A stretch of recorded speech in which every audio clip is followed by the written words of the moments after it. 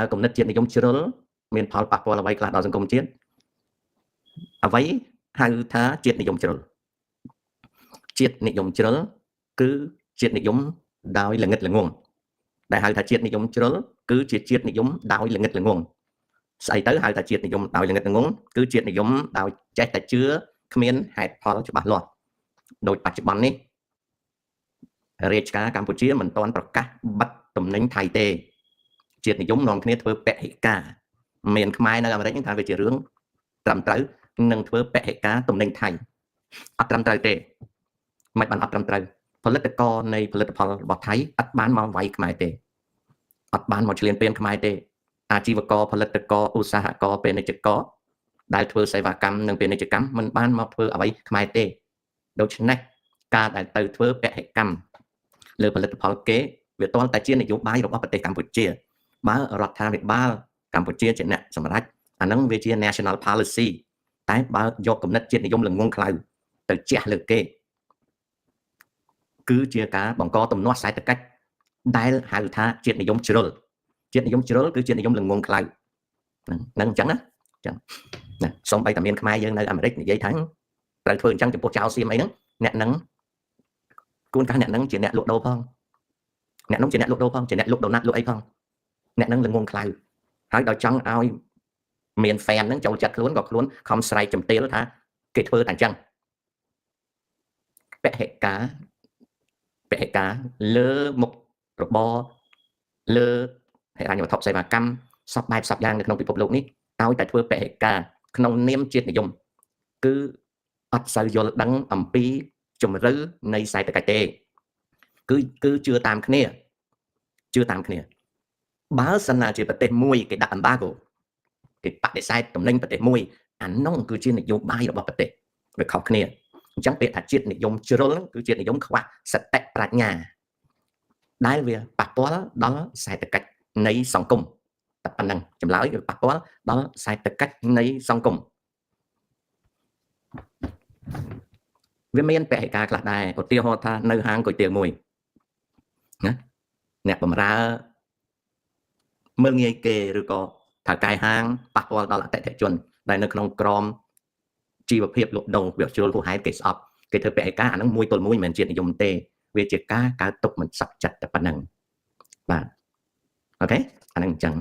អ៊ូលីងុយខ្ញុំអត់ទិញសក់ចិត្តទិញបន្លែពណ៌មន់ខ្មែរទិញរបស់ខ្មែរទៅមិនខុសអីផងអត់ខុសទេតែវាខូចខាតសេដ្ឋកិច្ចអត់ខុសទេណាងុយអត់ខុសទេបើសិនខ្មែរនៅទូទាំងពិភពលោកមើលទៅជាតិនិយមជួយជាតិជួយសហគ្រិនខ្មែរដែរតាអត់ទេអត់ខូចខាតសេដ្ឋកិច្ចឥឡូវចាំខ្ញុំបញ្យល់ណាចាំខ្ញុំបញ្យល់ដំបូងបំផុតអ៊ូលីងុយកលេចមើលខ្លួនឯងពីក្បាលដល់ចុងជើងកលេចមើលតាំងពីសាប៊ូកក់សក់ថ្នាំដុសធ្មេញកសែងជូតមុខបើពាក់វ៉ែនតាកលេចមើលវ៉ែនតាកលេចមើលសម្លៃត្បាល់តិចកលេចមើលកន្ត្រៃកាត់ចោដៃខោក្នុងខោស្លៀកខាងក្រៅអាវទំនាប់អាវក្រៅស្បែកជើងសពគ្រប់ទាំងអស់តើអ៊ូលីងុយអាចដឹងថារបស់ដែលជាប់នឹងខ្លួនហើយនឹងប្រើប្រាស់ជុំវិញខ្លួនទាំងគ្រឿងឧបភោគបរិភោគហ្នឹងជារបស់ជាតិណាទេខ្ញុំឆ្លើយឲ្យថាអ៊ូលីងុយអត់ដឹងថារបស់ហ្នឹងជារបស់ជាតិណាទេបើគេដាក់ថា made in Thailand ក៏គិតថារបស់ថៃបើគេដាក់ថា made in Vietnam ក៏គិតថារបស់វៀតណាមបើគេដាក់ថា made in Cambodia ក៏គិតថា made in Cambodia តែការពិតអ៊ូលីងុយអត់ដឹងថារបស់ហ្នឹងជាផលិតផលរួមជាតិណាខ្លះទេហេតុដូចម្ដេចបានអ៊ូលីងុយអត់ដឹងពីព្រោះផលិតកម្មបច្ចុប្បន្ននេះវាជាផលិតកម្មដែលតាក់ទងនឹងភស្តុភារកម្មសារធាតុសារជាតិវត្ថុធាតុដើមក្នុងវិស័យសកលលោកភាវូបនីយកម្មបានសេចក្តីថាផលិតផលទាំងអស់នៅក្នុងលោកយើងនេះដែលអ៊ូលីងុយប្រើប្រាស់ហូបចុកស្ដាប់អីសពគ្រប់ទាំងអស់វាគ្មានមុខសញ្ញាជាតិមួយទេវាតាក់ទងគ្នាឧទាហរណ៍ថាពងមន់ខ្មែរអត់មានពងមន់ខ្មែរទេពីព្រោះតាំងតែពីដើមមករហូតដល់ឥឡូវពូជមន់តែលាយឡំគ្នាហើយបន្តមកទៀតចំណីមន់ក៏តែងតែមានចំណីបរទេសចូលរួមជាមួយណាអញ្ចឹងវាអត់មានពងមន់ខ្មែរទេគ្រាន់តែសន្មតថាពងមន់ខ្មែរហើយចុះបន្លែជួនកាលជីនឹងជីយួនទេជីដាក់ចំការនឹងយួនទេហើយចុះបើជីដាក់ចំការយួនមិនក៏ចាញ់ប្រសាទខ្មែរវាអត់ទេអញ្ចឹងក្នុងវិស័យសេដ្ឋកិច្ចផលិតកម្មគឺវាតាក់ទងគ្នា អញ្ចឹងអ្វីដែល Uli Ngoi សន្និដ្ឋាននោះគឺជាគំនិតអត់យល់អំពីវិស័យសេដ្ឋកិច្ចអាហ្នឹងណាហ្នឹងហើយដែលខ្ញុំចង់បង្ហាញនោះហើយចុះការដែលខ្មែរយើង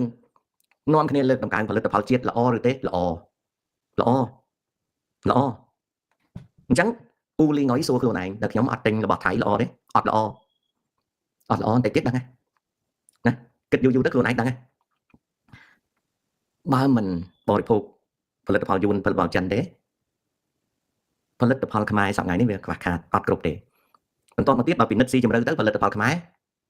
សឹងតែមានតិចជាទីបំផុតក្រៅពីហ្នឹងសត្វតវៃស្លាកខ្មែរទេហើយបើគិតអំពីអនាម័យសុខភាពគុណភាពផលិតផលខ្មែរគឺកំពុងតែជួបប្រទះនឹងវិបត្តិអនាម័យវិបត្តិសុខភាពវិបត្តិគុណភាពសួរថាអញ្ចឹងយើងគួរលើកតម្កើងផលិតផលខ្មែរទេចម្លើយថាលើកតម្កើងក៏ប៉ុន្តែវាត្រូវចាប់ផ្ដើមដោយនយោបាយរដ្ឋវាត្រូវលើកតម្កើងដោយនយោបាយរដ្ឋស្អីទៅនយោបាយរដ្ឋវាតតែនយោបាយរដ្ឋពង្រឹងកម្រិតសុខភាពកម្រិតអនាម័យកម្រិតគុណភាពនៃផលិតផលខ្មែរបើសិនណាជាគ្រាន់តែពាក្យថាខ្មែរហើយនាំគ្នាប្រើទី1វាបំផ្លាញសុខភាពខ្លួនឯងទី2វាអត់មានជួយខ្មែរទេទី3អាចឡើងថ្លៃជាងមុនសរុបទាំងអស់ទៅអាចចាញ់បោកគេទេប្រសក់មួយផ្លែបើគេដាក់ជីយួនតើអាតសក់នឹងហៅតសក់ខ្មែរបានទេហៅបានប៉ុន្តែជីយួនណាហើយចុះដល់គេបាញ់ថ្នាំនឹងមកពីចិនណាហើយចុះគេយកទៅត្រាំទឹកគីមីដើម្បីទុកឲ្យវាស្រស់បានយូរអាទឹកគីមីនឹងមកពីរុស្ស៊ីមិនដែរអញ្ចឹងការដែលមិនយល់អំពីសេដ្ឋកិច្ចចេះតែគិតខ្លួនឯងថាខ្លួនឯងជួយជាតិវាអត់ជួយជាតិកើតទេណា Uli Ngoi ខ្លួនគិតតែខ្លួនធ្វើត្រូវតាមពិតអត់ត្រូវទេមានអតីតអ្នកសារព័ត៌មានខ្មែរម្នាក់នៅអាមេរិកបានទៅថតមីម៉ាម៉ានៅក្នុងហាងលក់ទំនិញចិនឬក៏កូរ៉េមីម៉ាម៉ាហើយបាននិយាយថាមីម៉ាម៉ានៅអាមេរិកចុះថ្លៃសម្បើមណាស់លក់តែមួយឡាំង$4.99ទេ$5ដែលគេបញ្ចុះតម្លៃពី$19.99 $20មកលក់តែ$5ទេអតីតអ្នកសារព័ត៌មានខ្មែរម្នាក់នោះនៅអាមេរិកបាននិយាយថានេះគឺជាលទ្ធផលដែលបងប្អូនខ្មែរយើងមិនប្រើប្រាស់ផលិតផលថៃឥឡូវមីម៉ាម៉ានៅផ្សារសហរដ្ឋអាមេរិកហើយនេះវាចុះថ្លៃពី$20មួយប្រអប់មកតែ$5ទេ$4.99តើអ្នកដែលផ្សាយហ្នឹងនិយាយការពិតទេខ្ញុំឆ្លើយថានៅក្នុងខួរក្បាលគាត់គិតថាគាត់និយាយពិតតែខ្ញុំអ្នកឃើញវីដេអូគាត់គឺគាត់និយាយរឿងអត់ពិតសូមបញ្ជាក់ថាតើខ្មែរនៅសហរដ្ឋអាមេរិកមានប្រមាណខ្ញុំអត់ដឹងច្បាស់ទេប៉ុន្តែខ្ញុំវាយទាំងកូនកើតលើដីនេះខ្ញុំថាមាន1លានអ្នកចុះខ្ញុំឲ្យចំនួនច្រើនបំផុតនៅសហរដ្ឋអាមេរិកខ្មែរទាំងកូនកើតលើដីនេះមាន1លានអ្នកចុះបើមាន1លានអ្នកហ្នឹងខ្មែរបរិភោគមីវ៉ាម៉ាម៉ាប្រមាណអ្នកខ្ញុំអាចប៉ាន់ស្មានថាប្រហែលជា1ទៅ2%ឬក៏2%ដែលបរិភោគមីម៉ាម៉ាឬក៏វាយមិនបានជាដឹងថាប្រហែលជា1%ទៅ2%សឹងតែអាចនិយាយថាក្រៅ1%ផងខ្មែរអត់មានអ្នកណាស៊ីអាមីម៉ាម៉ានឹងទេអត់ស៊ីទេនៅអាមេរិកអ្នកណាទៅស៊ីមីម៉ាម៉ានឹងអ្នកហ្នឹងនៅចាក់កម្រិលនៅឡើយទេគេឈប់ស៊ីយូរហើយមិនបានគេអត់ស៊ីគេស៊ីមីរ៉ាមិនរបស់ជប៉ុនហើយនឹងកូរ៉េមីយួនក៏គេមិនស៊ីមីចិនក៏គេមិនស៊ីមីថៃក៏គេមិនស៊ីគេអត់ស៊ីទេហើយមីខ្មែរបើយកមកលក់ក៏គ្មានអាណាស៊ីដែរយ៉ាងច្រើនទិញមកភ្លក់ម្ដងម្កាលអត់ស៊ីទេខ្ញុំប្រាប់ណាមីឆុងឬកាទៀវឆុងរបស់យួនណាក៏អត់ស៊ីដែរយួនក៏វាមិនស៊ីអ្នកដទៃក៏មិនស៊ីមីចិនពីដើមនៅស៊ីខ្លះឥឡូវអត់ស៊ីតទៅសោះសប្តាហ៍នេះគេស៊ីតែមិនឧដុង្គទេមិនថារ៉ាមិនណាinstant noodle កូរ៉េឥឡូវហ្នឹងមីកូរ៉េគេស៊ីតែមីកូរ៉េទេអញ្ចឹងបើខ្មែរ1លានអ្នកសឹងតែមិនបាន1%ផងដែលបរិភោគម៉ាម៉ាអ្នកអតីតអ្នកសារព័ត៌មានម្នាក់ហ្នឹងអត់ដឹងជីវិតអាមេរិកច្បាស់ទេនិយាយគាត់ដើម្បីចង់ឲ្យ fan គាត់ហ្នឹងត្រូវអាហ្នឹងគាត់និយាយត្រូវពាក្យថាខ្មែរមិនប្រើផលិតផលថៃធ្វើឲ្យមីម៉ាម៉ាចុះថ្លៃនៅមួយប្រអប់ណា$4.99ណាហើយគេដាក់តម្លៃថាពីដើមឡើយវាមួយប្រអប់$19.99គេលក់តែ$4.99ទេសួរខ្ញុំរបៀបអ្នកលក់ដូរនៅអាមេរិកវិញមីម៉ាម៉ាក៏ដូចជាមីយួនដទៃទៀតមីថៃមីយួនមីចិនថោកណាស់តម្លៃមួយប្រអប់$8 $5នៅស្រុកអាមេរិកមីកូរ៉េអារ៉ាមិនកូរ៉េហើយនឹងជប៉ុនបានវាថ្លៃអូខេនឹងមួយណាខ្ញុំសុំប្រាប់ឲ្យដឹងវាមិនមែនមកពីខ្មែរនៅអាមេរិកហ្នឹងមិនប្រើរបស់ថៃវាចោះថោកទេអត់ពិតទេ នឹងមួយចុះហេតុដូចម្ដេចបានជាស្លាកគេដាក់លក់គេថាមីហ្នឹងមួយប្រអប់1999បច្ចុប្បន្នមួយប្រអប់499ចាំខ្ញុំប្រាប់របៀបលក់ដូរនៅអាមេរិករបៀបលក់ដូរនៅអាមេរិកឧទាហរណ៍ថាខ្ញុំធម្មតាលក់មីម៉ាម៉ាហ្នឹងមួយប្រអប់799គឺ$8ហើយខ្ញុំលក់ចុះថោកឲ្យខ្ញុំទិញមកបានថោកខ្ញុំលក់ចុះថោក499ពេលខ្ញុំដាក់ផ្លាកខ្ញុំមិនមែនដាក់តម្លៃដើម799ទេខ្ញុំដាក់តម្លៃដើម1499ហើយតម្លៃលក់ចុះថោក499មួយជា3ចុះថោកគេតែងតែដាក់អា previous price ហ្នឹងឲ្យវាថ្លៃខ្លាំងជាងអាតម្លៃដែលគេលក់ចុះថោកពីព្រោះអ្នកទៅផ្សារអត់ដែលនឹកឃើញចាំថាតម្លៃហ្នឹងគេលក់ល្មិចទេអញ្ចឹងគេតែងឧទាហរណ៍ថាខ្ញុំលក់ថ្នាំអង់ទីប៊ីយោទិកនេះធម្មតាវា1299មានន័យថា$13ហើយវាចែកដល់នេះវាចិត្តដាច់ហើយនៅសមមួយឆ្នាំទៀតខ្ញុំលក់វាតែ$6ទេ599ខ្ញុំដាក់ថា price ពីដើមវា1999ឬក៏1799ខ្ញុំតម្លើងអាតម្លៃហ្នឹងដើម្បីឲ្យអតិថិជនហ្នឹងយល់ឃើញថាអូចំណេញណាស់នេះគឺជា pricing display ដែលសហរដ្ឋអាមេរិកគេតែងធ្វើសួរខ្ញុំអ្នកលក់នេះសួរខ្ញុំអ្នកលក់នេះខ្ញុំអ្នកលក់ខ្ញុំដឹងចុះអ្នកមិនលក់គ្រាន់តែដើរផ្សារកម្រចាប់អារម្មណ៍ចងចាំណាតែបានទេអញ្ចឹងការដែលផ្សាយថាមីម៉ាម៉ានៅថៃធ្លាក់តម្លៃដោយសារខ្មែរធ្វើពហិកម្មមិនប្រើណាពហិកម្មមិនប្រើផលិតផលថៃគឺជារឿងនិយាយដោយរវើរវាយទេសួរខ្ញុំមិនដែរវិញទំនិញឲ្យតែគ្រឿងឧបភោគបរិភោគខ្ញុំដឹងណាអូខេប៊ីម៉ូអត់ដឹងទេចៅប៉ុន្តែមិនចាប់អារម្មណ៍ទេចង់ក្រោមស្អីក៏ដោយគាត់តែដឹងថាវាជាផលិតផលថៃបន្ទាប់មកទៀតខ្ញុំសុំប្រាប់មីម៉ាម៉ាយួនវាធ្វើคล้ายម៉ាម៉ាដូចគ្នាតែអត់មានអក្សរថៃទេអក្សរថៃមកជួអញ្ចឹងទៅយួនវាធ្វើคล้ายណាហើយចិនដីគោកក៏ធ្វើคล้ายដែរប្រទេសយួនប្រទេសចិនវាឃើញថៃលក់ដាច់វាធ្វើរបស់คล้ายយកមកលក់ដល់ពេលហើយកញ្ចប់មកផុយក៏វាមានអញ្ចឹងដែរណាបងប្អូនដូចគុយទាវអ៊ូដុងកូរ៉េវាថ្លៃកម្រិតទី2អ៊ូដុងជប៉ុនថ្លៃកម្រិតទី1អ៊ូដុងតៃវ៉ាន់កម្រិតទី3អ៊ូដុងចិនដីគោកកម្រិតទី4អ៊ូដុងដូចគ្នាអាហ្នឹងតម្លៃគេលក់វាអញ្ចឹងណាដូច្នេះការដែលខំប្រឹងបញ្ចូលខ្មែរថាធ្វើពហិការផលិតផលថៃដួលហើយនៅពេលដែលយើងរស់នៅសហរដ្ឋអាមេរិកយើងជួយឲ្យជនជាតិយើងល្ងងលើដើមយើងមិននៅស្រុកអាមេរិកហើយយើងគួរណាស់ជួយបើកភ្នែកបើកប្រជាបើកខួរក្បាលឲ្យខ្មែរគ្នាយើងឆ្លាតឡើងនៅពេលដែលយើងមកដល់អាមេរិកហើយយើងអបអរឲ្យខ្មែរយើងធ្វើពហិការតំណែងថៃគឺយើងកំពុងតែផ្លុំតិចឲ្យខ្មែររួមជាតិយើងល្ងងឡើងដោយមានអ្នកលក់ដូណាត់ម្នាក់បើសួរគាត់ថាអាសារធាតុនំដូណាត់គាត់មកពីស្រុកណាខ្លះគាត់ក៏អត់ដឹងគាត់ដឹងតែស្លាកទេគាត់ទៅទិញម្សៅទិញប៊ឺទិញប្រេងទិញស្ករគាត់គ្មានដឹងទេព្រោះគាត់មិនមែនអ្នកផលិតគាត់ក៏អត់យល់ពី logistics គាត់មានដឹងអីគាត់ណាបាទស្អីក៏មានដែរខ្លាំងទៅមកណាមួយចេះផងរឿងអស់ហ្នឹងអញ្ចឹងដូច្នេះហើយនៅពេលដែលយើងបានមករស់នៅក្នុងអរិយប្រទេសដែលមានព័ត៌មានចម្រើន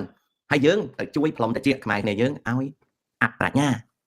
យើងជួយប្រាប់ថាពហិការនឹងត្រឹមត្រូវហើយយើងជួយប្រាប់ថាគេធ្វើតែអញ្ចឹងមិនក៏មិនខំនិយាយប្រាប់ខ្មែរយើងឲ្យយកចិត្តទុកដាក់លើអនាម័យសុខភាពគុណភាពនិងការចែកចាយមិនក៏យើងមិននិយាយយើងអត់និយាយទេយើងបបួលខ្មែរយើងឲ្យធ្លាក់រណ្ដៅនៅពេលដែលយើងមកនៅដីអាមេរិកហើយតើយើងជួយជាតិឬក៏យើងជួយរុញជាតិឲ្យធ្លាក់រណ្ដៅដូចខ្ញុំបញ្យល់ទៅចៅខាងលើក្មួយខាងលើអញ្ចឹងណាឈ្មោះអ៊ូលីងុយអញ្ចឹងណាដើម្បីអីឥឡូវគ្នាមិនជឿទេប៉ុន្តែយូរទៅវាបានចេះដឹងចុះយើងមកដល់ស្រុកអាមេរិកហើយយើងទៅជួយរុញខ្មែរនេះយើងឲ្យធ្លាក់រណ្ដៅជាតិនិយមតែធ្វើឲ្យហិនហោចហើយហិនហោចយ៉ាងម៉េចខ្ញុំប្រាប់ណា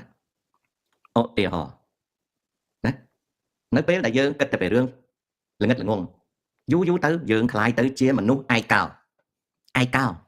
ដែលភាសាអង់គ្លេសគេហៅ isolated មកពីពាក្យថា isolation យើងឯកោពិភពលោកសប្តាហ៍នេះឲ្យតែប្រទេសណាធ្លាក់ទៅក្នុងឯកោវាអត់ចម្រើនទេឧទាហរណ៍ប្រទេសចិនណាចិនជាកុម្មុយនីសរុស្ស៊ីខួរក្បាលចិនមានបញ្ញាណាស់ចុះខួរក្បាលរុស្ស៊ីមានបញ្ញាណាស់ហើយចុះមិនបានវាចេះតែមានបញ្ហាពីព្រោះមេដឹកនាំតែងចង់ឲ្យប្រជាជននៅក្រោមអំណាចខ្លួននឹងឯកោ កាលណាដាក់ឲ្យប្រជាជនខ្លួនឯកោអត់ចម្រើនទេអូខេហ្នឹងអញ្ចឹង